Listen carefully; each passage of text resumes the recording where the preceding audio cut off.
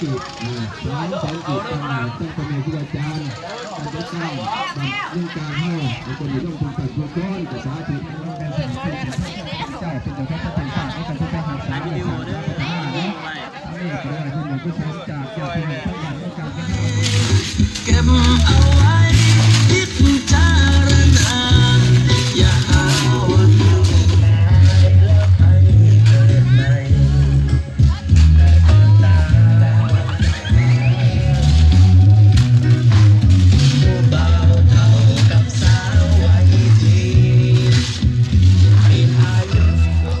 คือบรรยากาศทุ่งทานการเห็นน้ำปะนะเนาะมาให้แก่กำลังแห่งงานของชาวบ้านเมืองกาญของเฮามื้อนี้ในวันที่14ธันวาคม2024มาเป็นภาพบรรยากาศของผู้ใดเห็นมาอันนี้เนี่ยฮะอ๋อเขาไม่ออกแสงที่ออกแสงเจ้าภาพใจใหญ่ใจดี